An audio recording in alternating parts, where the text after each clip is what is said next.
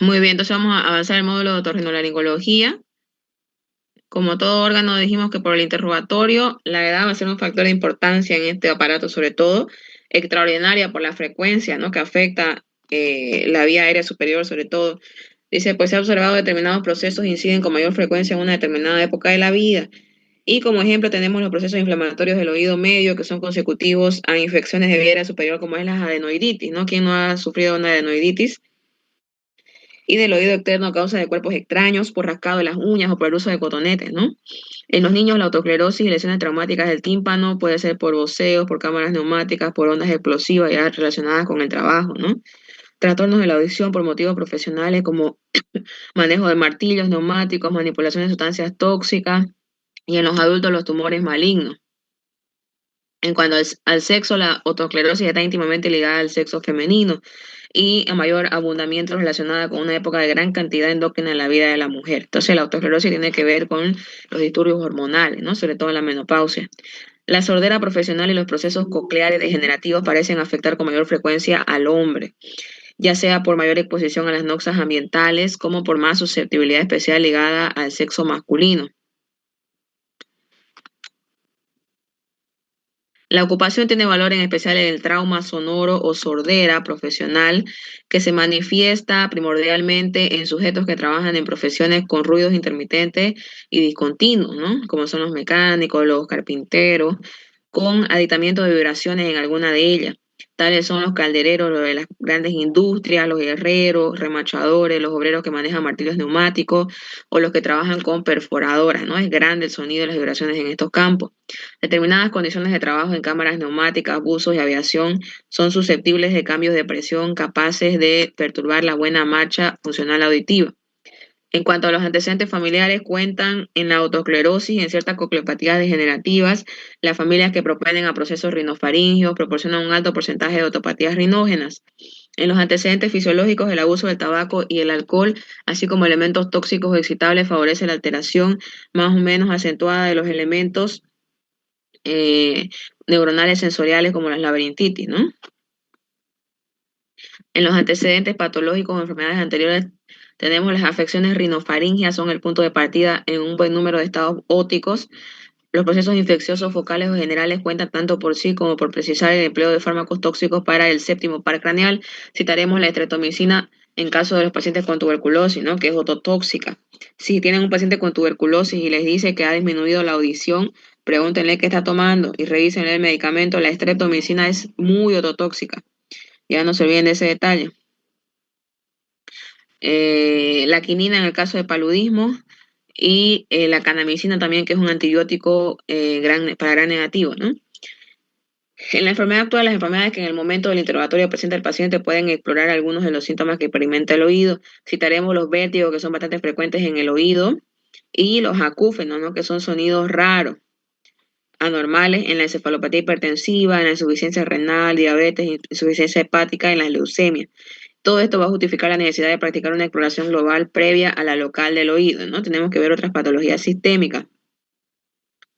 Sintomatología de procesos ópticos se van a manifestar uno o varios síntomas integrantes de los síndromes dolorosos, el síndrome secretorio que tiene que ver con otorrea o otorragia, funcional como es a nivel ya de la audición y del equilibrio que es el vestibular, y neural en caso de parálisis del nervio facial. En cuanto al dolor del oído u otalgia puede ser de origen óptico, reflejo y nervioso. El primero se origina en las lesiones del oído externo y medio y faltas en el oído interno. Es más o menos intenso, paroxístico y se irradia el hemicráneo y cuello. En las otitis externas es dolorosa la tracción del pabellón hacia atrás, ¿ya? Entonces esa es una maniobra para diagnosticar otitis externa, aunque es fácil diagnosticar una otitis externa, ¿no? A la simple inspección, pero si tienen todavía dudas pueden traccionar el pabellón auricular hacia arriba y hacia atrás, ¿ya? Y hacer una presión a nivel del trago, ¿ya? ¿Se acuerdan el trago de anatomía? Es esa prominencia que tenemos en la región preauricular.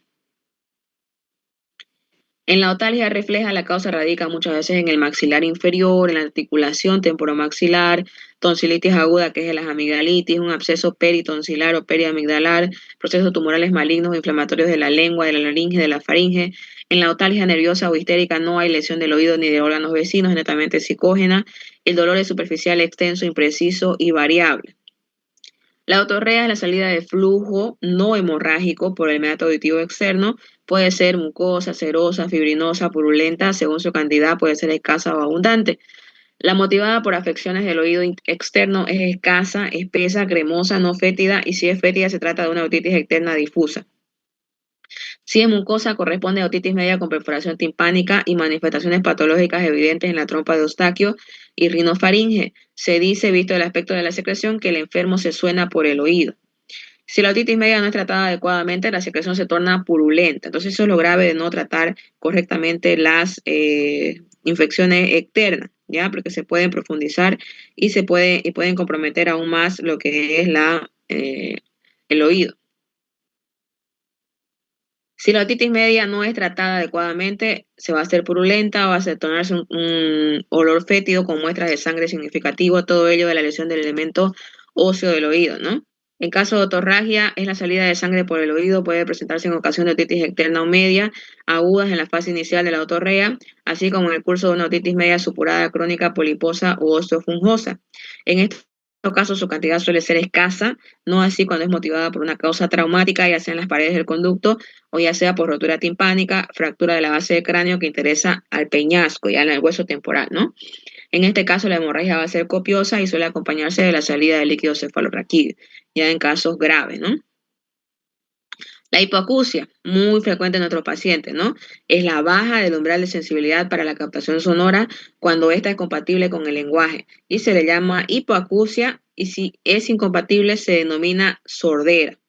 La causa puede radicar en elementos de captación, de acomodación, de transmisión o en el órgano periférico sensorial o en las vías y los centros nerviosos. ¿Qué es paracusia? Representan ya la distorsión de los elementos cualitativos que intervienen en la correcta integración de la recepción sonora. Es decir, que el sujeto va a percibir sonidos muy diferentes, ¿no? También ahí surge un término que es la autofonía, típica en algunas hipoacusias de conducción en casos de otitis serosa. Es decir, el enfermo va a escuchar su propia voz dentro del oído, ¿ya? Si los sonidos de cierta intensidad son percibidos con molestias, tenemos la hiperacusia dolorosa. Pasa, ¿no? Que a veces le hablamos al paciente y nos responde muy agresivo, muy aburrido, entonces podría tratarse de una hiperacusia dolorosa. La percepción en dos tonalidades distintas se llama la diploacusia, también existe, ¿no? Muchas veces, no sé si les ha pasado con una infección de vía aérea superior, escuchan una voz aguda y una voz grave, ¿no? A la vez que la falta de orientación en la determinación de la fuente sonora recibe la denominación de paracusia de lugar. Es decir, podemos escuchar hasta lejos el sonido, ¿no? Los famosos zumbidos, también llamados acúfenos o tinnitus aureum, son sensaciones auditivas que no hay un estímulo exterior que los produzca. Estos ruidos pueden ser intrínsecos cuando son producidas por causas endógenas, pueden ser causas vasculares, contracturas musculares, nasofaringias, roces y chasquidos de la articulación temporomaxilar. Pueden también ser psicógenos, en el caso de la patología psiquiátrica. Endógenos, propiamente dicho, tenemos metabólicos, hormonales, carenciales, alérgicos también, discrasias hemáticas y los acúfenos esenciales que son idiopáticos, ¿no? Hay una causa, ¿no? También si son extrínsecos van a ser producidos por causas endógenas como los traumatismos, las explosiones, un trauma sonoro continuo, tóxico o infecciones. Los vértigos, son bastante frecuentes los vértigos, representan una sensación errónea postural motivada por una alteración del tono laberíntico, ¿ya? Entonces es el típico mareo y se debe a una disritmia orgánica funcional a nivel del órgano periférico en el trayecto neural intracraneano o en las áreas y núcleos vestibulares del sistema nervioso central. Forma parte del síndrome vestibular. El vértigo puede aparecer en procesos inflamatorios del oído y en sus complicaciones, en el hidrops endolinfático, esto ya tiene que ver con la linfa, en el vértigo posicional paroxístico benigno, que no se encuentra una causa demostrable, y en la laberintoplegia. Parálisis facial, si la causa es de origen otorrinolaringológico, en el caso de una parálisis facial periférica, obviamente su causa va a estar fuera del sistema nervioso central. Las etiologías más frecuentes tenemos son las parálisis idiopáticas, donde no se encuentra una causa, o parálisis de Bell, que normalmente es aguda, es decir, el paciente viene con toda la clínica, le damos el tratamiento y resuelven espontáneamente, o no espontáneamente, no resuelven con el tratamiento en una semana aproximadamente sin dejar secuelas. También tenemos el herpes zóster erótico, ya, pero se va a acompañar de otalgia, de vesículas herpéticas, o de una clínica más aparatosa a nivel del aparato cocleovestibular. En la otitis media con tendencia a la cronicidad tenemos los tumores de oído medio, fracturas del peñasco, otitis aguda, que es una complicación poco frecuente. En la inspección palpación, la inspección del oído comienza por su porción más externa, obviamente, y dentro de ella, en su parte más visible, que es el pabellón auricular o como nosotros lo conocemos, la oreja, ¿no? Siguen las regiones periauriculares, es importante las regiones periauriculares para terminar en el conducto auditivo externo y la membrana timpánica. El paciente y el examinador van a estar situados de frente en un mismo plano con iluminación apropiada. Para llevar el haz luminoso a través del conducto auditivo externo vamos a emplear un espejo frontal, el cual va a reflejar la luz que él proyecta, el foco luminoso, de forma que dicho haz va a corresponder a la visual del observador, o mejor, el otoscopio eléctrico con dispositivo amplificador. En el pabellón auricular, en lo que se refiere al pabellón auricular o oreja, los hombres están más predispuestos a trastornos del desarrollo y lesiones de la piel y cartílago, quizás porque en ellos están más expuestas al sol, al aire o a los traumatismos. Y vamos a considerar en el pabellón auricular su coloración, que se va a tornar pálida en cuadros de anemia, roja fugaz o persistente en la policitemia, azulada obviamente en la cianosis porque es una parte periférica, ¿no? Alcantonuria, que es una patología metabólica, otohematomas. El aspecto de la piel puede traducir posibles afecciones dérmicas, que también como otras regiones dermatológicas igual se va a afectar. Tenemos el eczema seco, húmedo, la erisipela, las vesículas, las úlceras, la tuberculosis o las neoplasias. En cuanto a los nódulos, tenemos la condrodermatitis nodular, son dolorosos al menor contacto y aparecen en la oreja derecha y en el hélix. También puede haber úlceras que a veces son necróticas y con pérdida de sustancias, es decir, va a haber patologías que van a distorsionar o van a alterar totalmente la oreja, ¿no? Son pacientes que vienen ya sin oreja prácticamente. Trayectos fistulosos, que pueden ser congénitos o adquiridos a otras patologías. Anormalidades morfológicas tenemos las adquiridas como el otematoma traumático por un trauma, obviamente, o pericondritis cuando hay una infección del cartílago. Congénitas con valor antropológico, ¿ya? Las alteraciones del pabellón auricular tenían significado a nivel de la historia, ¿ya? Entonces son antropológicos, estéticos, obviamente, y nos indican anomalías ocultas. Ojo con esto, ¿ya? Porque les va a llegar pacientes en el internado con alteraciones del pabellón auricular y uno diría, pucha, es algo aislado, algo sin importancia, pero no. Normalmente es un indicador de anomalías ocultas como una espina bífida, riñones quísticos, estenosis centrales o sintomáticas. En la región periauricular vamos a señalar la presencia de fístulas, a veces congénitas en el 90% de los casos, tumefacciones, puntos dolorosos. La inspección de la región corresponde a la mastoiditis, por ejemplo. A nivel de la apófisis mastoide, si palpamos, normalmente vamos a sospechar de mastoiditis, ¿no? Va a aparecer la zona abultada, empastada, con el pabellón auricular desplazado según la localización del absceso superióstico de la mastoiditis, afuera y adelante si es periantral, y o adelante y afuera en su posición inferior hacia el cuello si es de la punta. También vamos a apreciar adenopatías, ¿no? Que ya sabemos palpar preauriculares y retroauriculares y bajo el conducto auditivo externo. En la parte más alta también en el surco retromandíbulo mastoideo también hay un ganglio yugular superior. La palpación va a mostrar la existencia de puntos dolorosos variables según la edad de la afección. En la otitis externa, en el caso de un forúnculo o difusa, si es dolorosa, la presión sobre el cartílago trago y las maniobras de tirar el pabellón al intentar conducir el conducto hacia arriba y hacia atrás. Vamos a intentar también abrir y cerrar la boca, que con eso va a estimular el dolor, ¿no? En la otitis media aguda, las presiones dolorosas en la apófisis mastoidea y en ocasiones en el borde anterior del gonion y en la gotera existente entre este y la masa muscular son signos de cervicalgia provocada. En la mastoiditis aguda hay gran sensibilidad en toda la región, sobre todo en el borde posterior y punta, con infarto de los ganglios retroauriculares. Y ahí vemos la forma entonces cómo vamos a explorar el meato auditivo externo o conducto auditivo externo, y sería una otoscopía directa, ¿no? Vamos a tirar el pabellón y va a haber dolor a nivel del trago, dijimos, ¿no? En caso de las otitis externas. Entonces la inspección nos va a revelar presencia de cerumen, termopatías, malformaciones como exostosis o atresia, que es la ausencia total del pabellón. Según el tamaño del meato auditivo se elige el del espéculo. Para la exploración se tira los dedos pulgar e índice, el pabellón hacia arriba, como veíamos en la imagen. Al mismo tiempo que con el pulgar de la otra mano se aplasta y se empuja el trago hacia adelante. Esto con el objeto de dilatar, ¿no? Es conveniente introducir el espéculo mirando a su través para evitar lesiones del conducto auditivo externo. El examen se va a llevar a cabo de forma directa y luego con el empleo de los espéculos de oído o con el otoscopio eléctrico. La microscopía aporta un mejoramiento de la otoscopía, obviamente, al poder observar el tímpano a gran aumento. Como el conducto está acodado hacia abajo y hacia adelante, que como tenemos que meter también nuestro estetoscopio, ¿no? Entre sus porciones cartilaginosa y ósea, es preciso enderezarlo para introducir el espéculo. Para ello, con los dedos índice y medio de la mano izquierda, se tira el pabellón hacia arriba y un poco hacia afuera, que es lo que estábamos viendo en la imagen. La otoscopía, la exploración otoscópica puede mostrar la existencia de trastornos en la coloración, modificaciones de la posición del tímpano relacionados con los cambios de presión. Esto es importante, por ejemplo, en los pacientes que vienen de las grandes alturas, ya con procesos inflamatorios que producen cierre de la trompa de Eustaquio en ciertos casos, circunstancias que se producen una transudación o una exudación en la caja, es visible un nivel a través de la membrana timpánica. En la otitis media aguda, la vascularización, tumefacción, infiltración y abombamiento son manifestaciones claras. La perforación pulsátil también es importante. Ahí vemos entonces un tímpano normal, ¿ya? Entonces tiene esta forma, en la forma de una C, tiene un pequeño hueco, podemos decir así, al medio y una prominencia que vienen a ser la parte más interna, ¿no?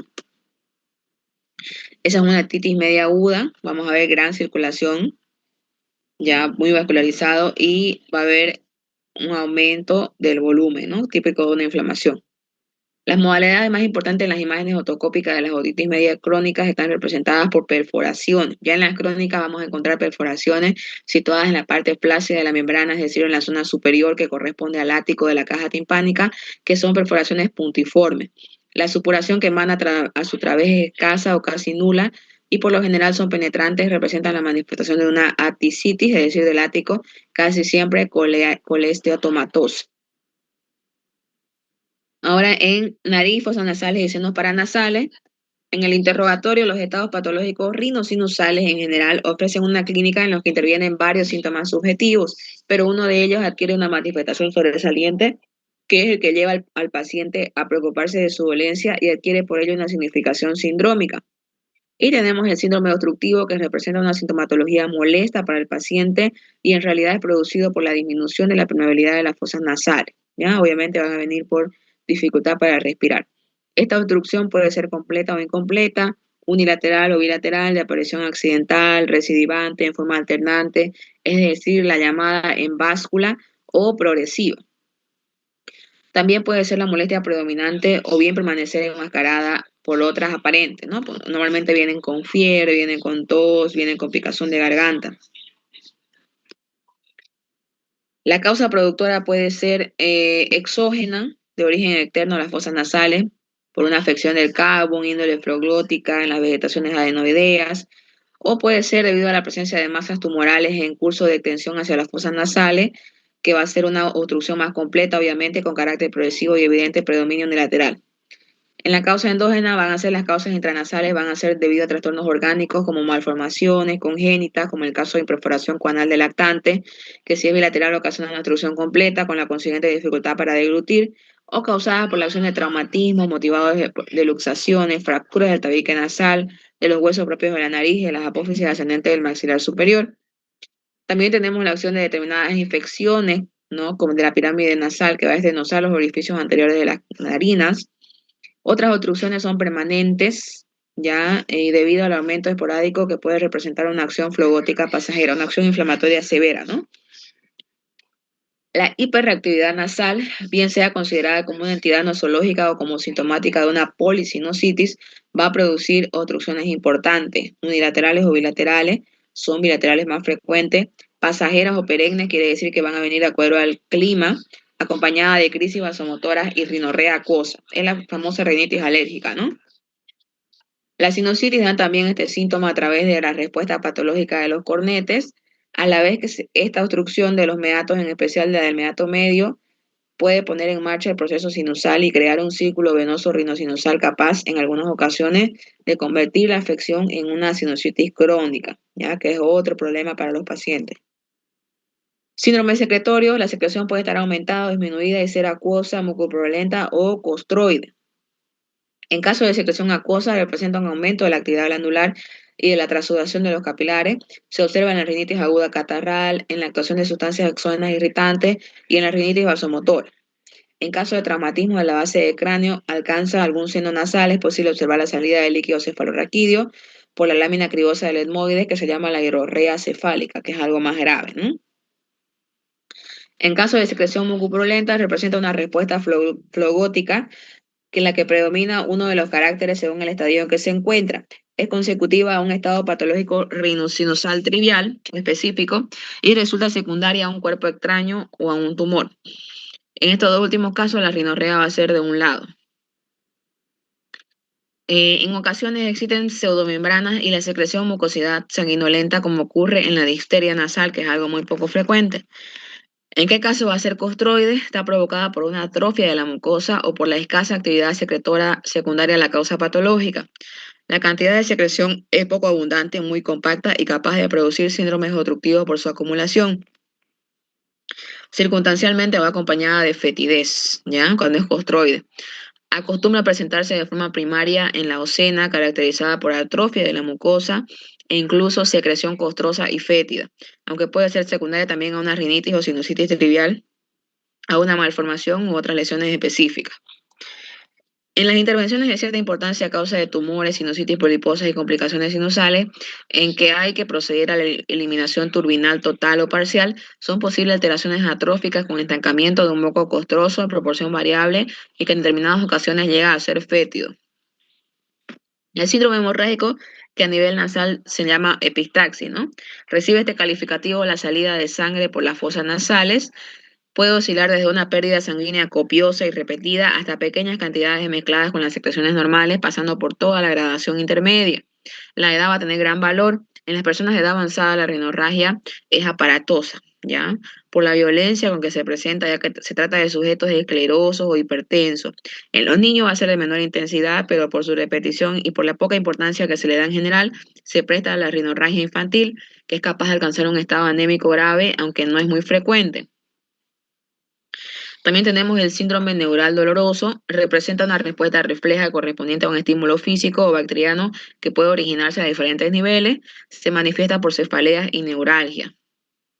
La rinitis aguda, muy frecuente, motiva una sensación de plenitud o pesadez gravativa en la región frontal que persiste mientras dura la afección.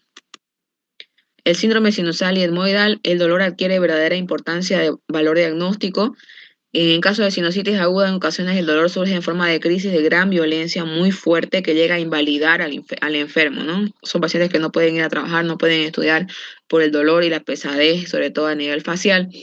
Sinusitis crónica, en esta, por el contrario, el dolor puede faltar, ya no tienen mucho dolor o ser de muy poca intensidad, salvo en casos de agudización o cuando coexisten fenómenos de retención, ¿no? Cuando se acumula mucha secreción.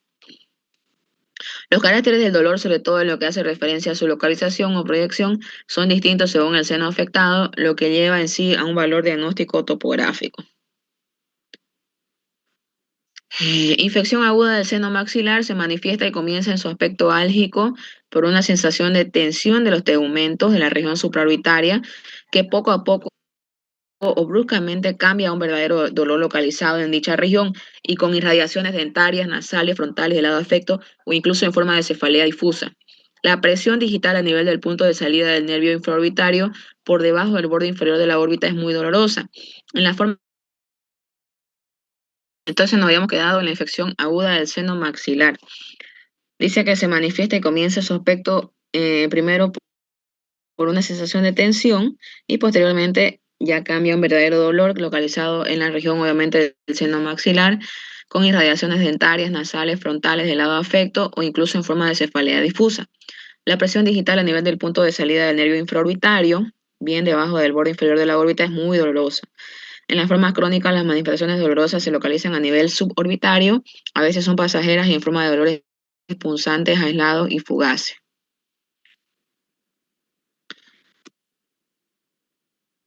Sinusitis frontales agudas, la localización del dolor corresponde en general a la zona de proyección de dicho seno, es decir, la región frontal, pero con irradiación a la región temporal y maxilar superior. Su comienzo es insidioso y se va aumentando hasta llegar a hacerse intolerable. El dolor aumenta con los movimientos oculares, con la lectura y con trabajos que exigen una visión próxima. Sinusitis frontales crónicas, el dolor como sucedía en las sinusitis de los senos maxilares también crónicas es poco frecuente y mucho menos intenso cuando existen se manifiestan por algias supraorbitarias o cefaleas difusas. La presión y percusión de la región supraorbitaria a nivel de la tabla externa del hueso frontal es dolorosa, también el suelo del seno. A la inspección entonces, el paciente debe situarse delante del observador, el cual va a dirigir hacia el campo exploratorio el haz luminoso suministrado por el espejo e indica exploración mediante la ayuda de endoscopios flexibles. La rinoscopía anterior permite la visión de las fosas nasales a través de los orificios anteriores. Para llevarla a término, el paciente debe estar situado en idéntica forma a la requerida para la inspección. Es indispensable iluminación también. Se utiliza el rinoscopio, bien sea el de mango o por el de tornillo, pues ambos tienen dos valvas que separan el tabique y el ala nasal que permite iluminación y visión de las estructuras intranasales. Y la rinoscopía posterior permite la visión de las fosas nasales a través de las coanas. Se efectúa en idéntica forma a la explicada para el examen de la epifaringe, es decir, con o sin anestesia, mediante un espejillo con mango acodado que se sitúa detrás del velo del paladar, el cual puede incluso ser reclinado hacia adelante por un retractor, mientras la lengua es mantenida en posición por un depresor lingual. Este examen nos va a suministrar una visión de las colas de los cornetes, en especial de los medios e inferiores, de los respectivos meatos, así como la morfología del tabique y de las coanas. La faringe, para terminar entonces, tenemos en la edad, en los lactantes y primera infancia, se va a observar el absceso retrofaringeo a consecuencia de la supuración del ganglio retrofaringeo de Guillet, que involuciona después de los 2 años. A partir de los 3 a 4 años son frecuentes las adenoiditis y amigdalitis agudas, demasiado frecuentes, ¿no? Los cuerpos extraños en la orofaringe y la porción laríngea de la faringe. Y finalmente las parálisis postdistéricas, ¿no? Por el aumento de esta patología. En la juventud y madurez se dan las faringitis causadas por el trabajo en medios polvorientos, la inhalación de vapores irritantes o por los abusos en la bebida y el tabaco. En cuanto al sexo y la ocupación, los procesos faríngeos eran más frecuentes en los varones por los hábitos de fumar y beber. El abuso prolongado de la voz no solo determina ronquera, sino también dolor y sensación de constricción faríngea. Se citan parestesias faríngeas por agotamiento intelectual o choques morales. En antecedentes familiares, los primeros evidencian en ciertos casos una tendencia familiar hacia estados inflamatorios, degenerativos o tumorales. En la enfermedad actual, en el curso del interrogatorio vamos a informarnos sobre el modo de comienzo de la patología, la evolución y los posibles cuadros infecciosos generales que la siguen. Así tenemos el reumatismo articular agudo, la nefritis aguda anginosa y los eczemas. Cabe la posibilidad de que la alteración local faríngea forme parte del cuadro general de la enfermedad que aqueja al paciente, por ejemplo, la angina leucémica, tuberculosa, sifilítica en el líquen plano y el eritema multiforme.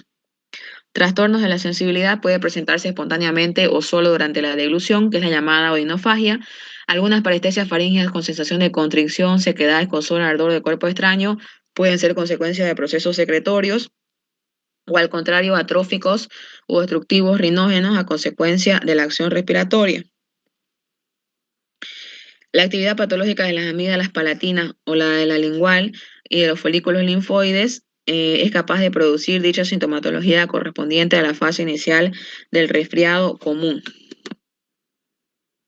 En cuanto a trastornos respiratorios, son patentes en los niños con vegetaciones adenoideas, casi siempre en los adultos con tumoraciones voluminosas nasofaríngeas.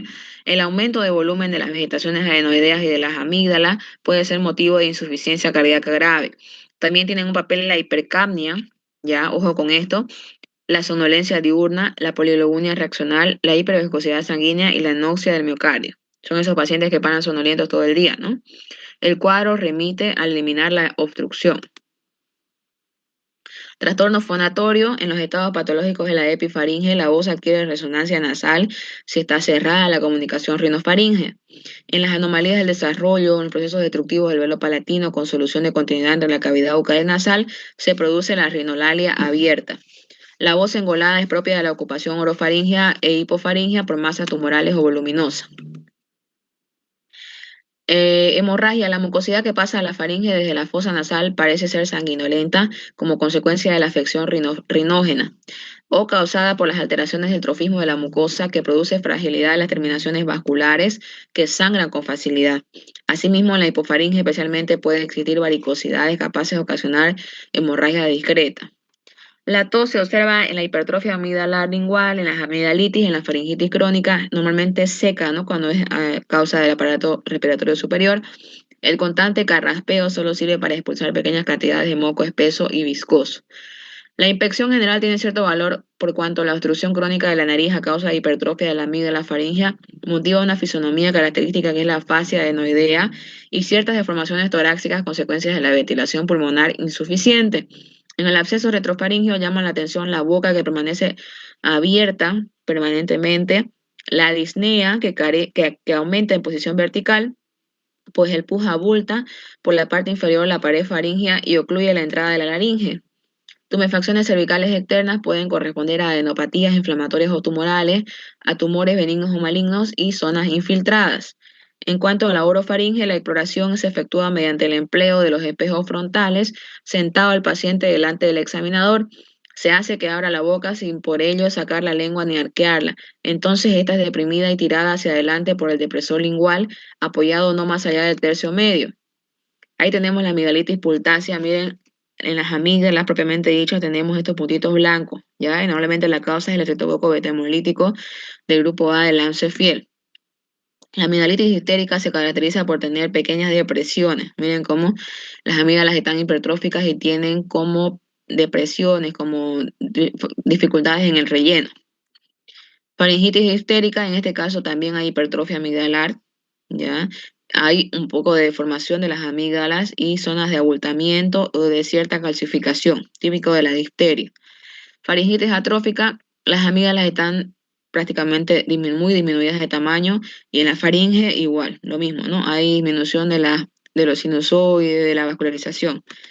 La faringitis hipertrófica, al contrario, hay unos puntos muy crecidos, podemos decir así, que corresponden a adenopatías, ¿no? Y con eso terminamos el tema de hoy, chicos. Por favor, les encargo el día sábado de estar puntuales, antes de las 7, que llegue tarde no va a dar su examen, no le voy a dar ninguna opción a dar examen, así que por favor sean responsables. No se duerman, no pongan excusa, es su tercer parcial, ¿ya? Y los espero temprano.